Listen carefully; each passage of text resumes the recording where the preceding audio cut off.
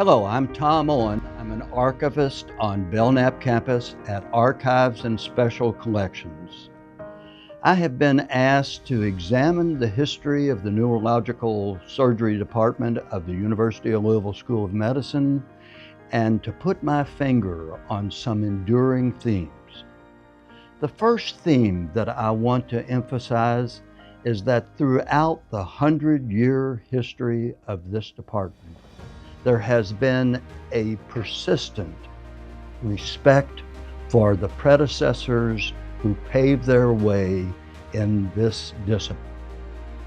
The second theme that I have observed in the history of the department is that there has always been a passing forward in gratitude. There has been an emphasis upon service. And the third thing that I want to emphasize in the 100-year history is that there has always been an emphasis on scholarly discipline that leads to concrete results. Results in the operating suite, results that appear at the bedside, and results that are also found in the rehabilitation center.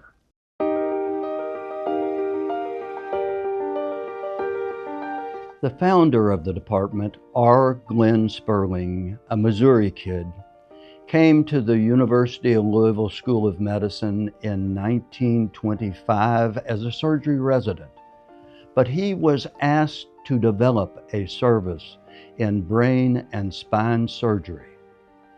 Glen Spurling had been here in Louisville less than 2 years. He was asked to speak at a dinner gathering of physicians called the Innominate Society. Now that means no name society. Those physicians gather for talks on medical history topics. Dr. Spurling chose as his topic, Medical Traditions of the University of Louisville, because I know he was fascinated by the history of our School of Medicine.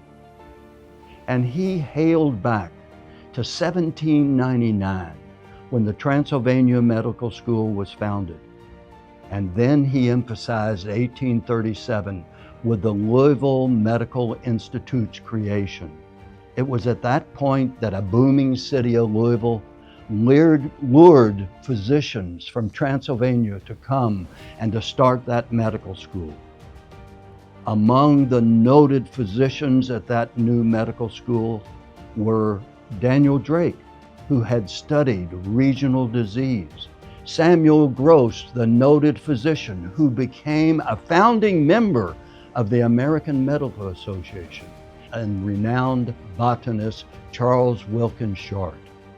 These were the stellar physicians that were in on the ground floor of the founding of the medical school.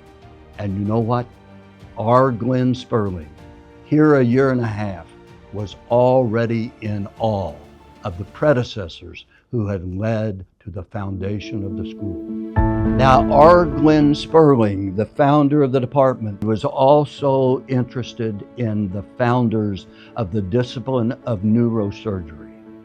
For instance, he was a founder of the Cushing Society.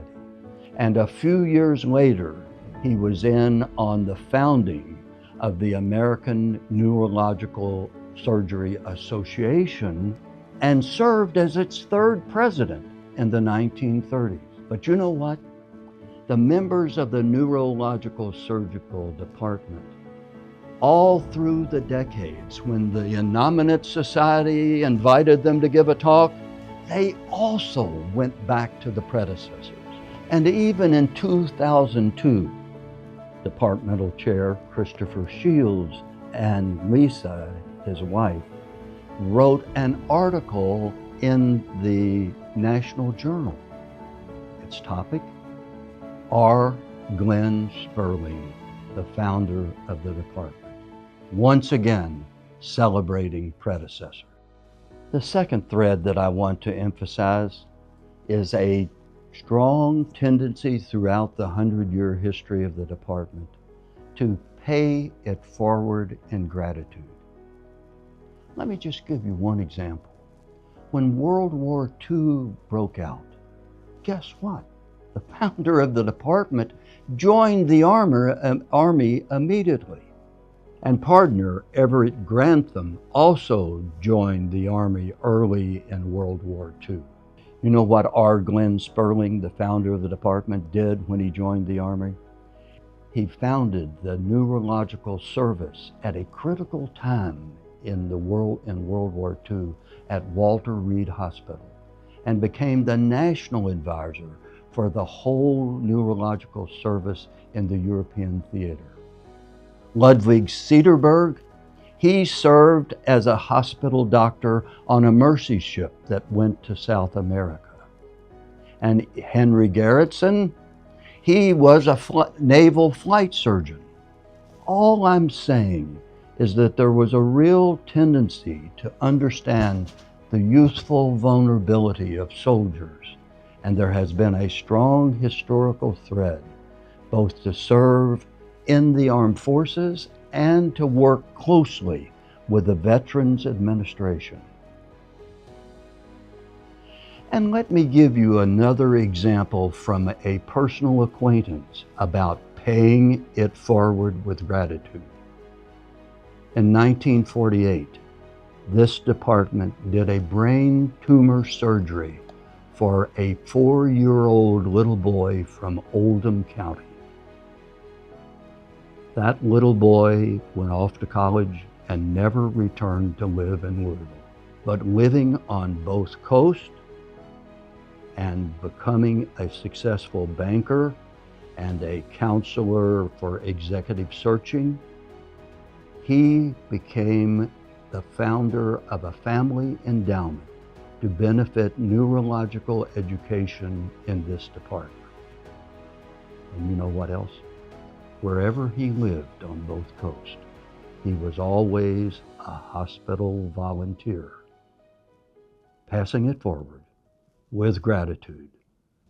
The third thread in the history of the department is that strong tendency throughout the 100 years to believe in scholarly results, research that leads to the relief of human suffering on multiple fronts. I have actually touched Glen Spurling's professional vita, his bibliography, and up to 1953, I held in my hand a list of his 81 papers and publications. And the same thing is true for Departmental Chair Everett Grantham, and he had over 25 entries up to 1960.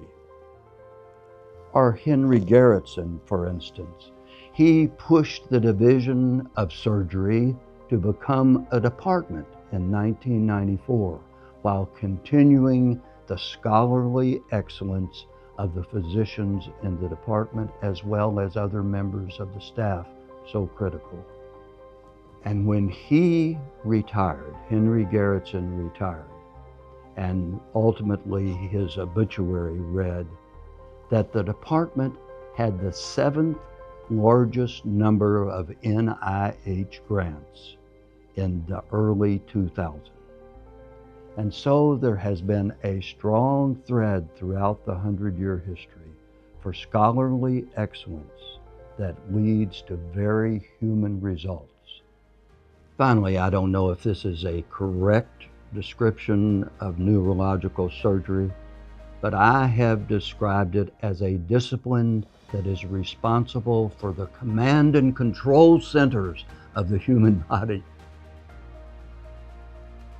Congratulations for 100 years. This department has been, for all of that century, involved in respect for its predecessors, passing it forward with gratitude, and scholarly results that lead to better practice in the operating suite, at the bedside, and the rehabilitation center. Neurological surgery, walk boldly into the next century.